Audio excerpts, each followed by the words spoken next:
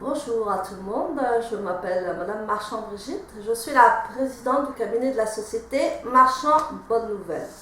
Aujourd'hui, j'aimerais vous parler du business plan, parce que le business plan est complètement important pour votre futur, pour votre entreprise.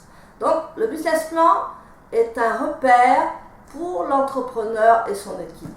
Le business plan est un document qui est très nécessaire pour justement fixer vos objectifs commerciaux, vos objectifs dans l'avenir, et il va vous situer dans le temps et il va accélérer vraiment auprès des fournisseurs, auprès des banquiers, auprès des investisseurs, et là vous aurez votre business plan qui va parler. En fait, ça va être une vitrine, ça va être un projet complet et vous allez argumenter auprès de toutes ces personnes.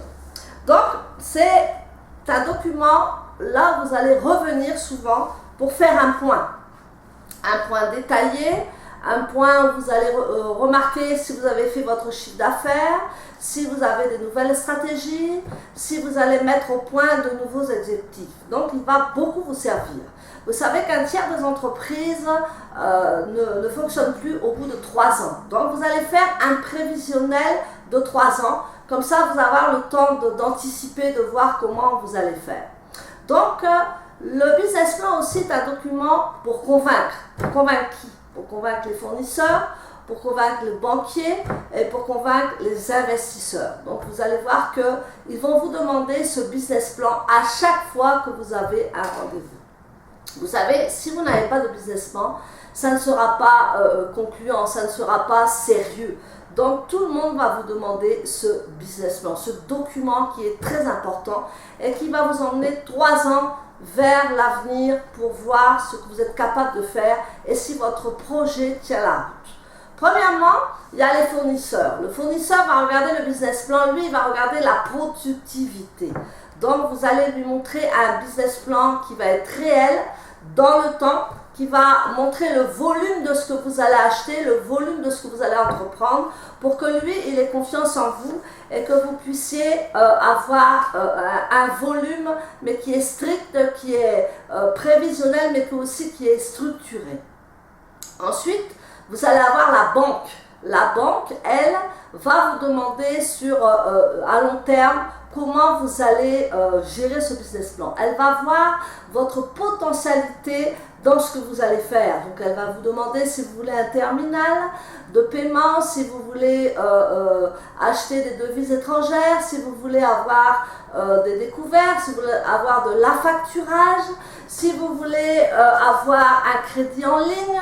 En fait, elle va vouloir gérer avec vous votre budget. Mais elle va regarder aussi dans le fond si vous avez des dettes, si vous avez votre capital qui est assez important pour structurer votre projet.